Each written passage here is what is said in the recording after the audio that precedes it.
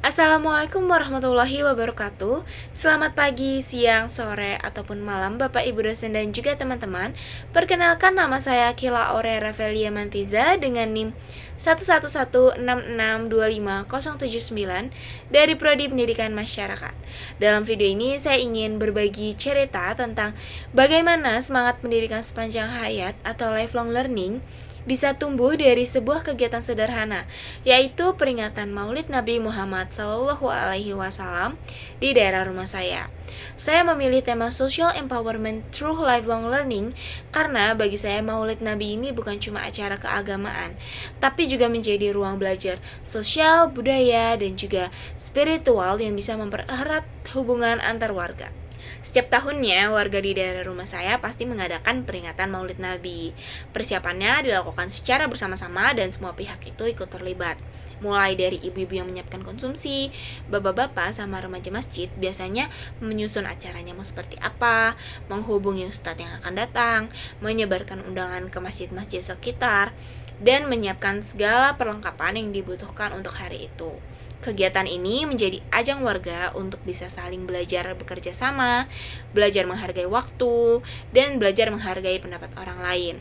Kegiatan ini bisa dihadiri oleh seluruh usia, di mana nanti di sana belajar dan memperdalam pengetahuan mereka tentang sejarah kelahiran Nabi, tentang akhlak, dan bagaimana meneladani sifat-sifat beliau dalam kehidupan sehari-hari. Dari sini saya juga melihat bahwa peringatan Maulid Nabi ini bukan hanya seremonial aja, tapi juga sarana belajar lintas generasi. Setelah Maulid, pernah ada ibu-ibu ngomong itu ke saya kayak gini. Ibu belajar banyak ya dari kegiatan ini, mulai dari ibu harus bisa kerja sama ibu-ibu lain, bagi-bagi tugas, sampai paham makna kata sabar dan juga ikhlas. Itu kata ibu-ibunya. Sementara dari teman saya tuh pernah ngomong, untung aja ikut Maulid Nabi. Coba kalau nggak paham tuh sama sejarah-sejarah Nabi, pentingnya hormatin orang tua, pentingnya jaga sopan santun. Alhamdulillah ya Allah ikut Maulid hari ini. Itu kata teman saya. Keduanya ini menggambarkan bahwa kegiatan sederhana aja itu bisa menjadi media pembelajaran yang bermakna. Kalau kita lihat lebih dekat lagi, setiap warga itu pasti punya perannya. Ada yang belajar mengelola waktu, ada yang belajar bertanggung jawab, dan ada juga yang belajar menumbuhkan rasa saling menghargai. Semua itu adalah bentuk nyata dari lifelong learning, yaitu belajar bukan cuma dari buku, tapi bisa juga dari kehidupan dan juga pengalaman. Kalau saya hubungkan dengan konsep pendidikan sepanjang hayat, kegiatan ini mencerminkan 4 pilar penting pembelajaran.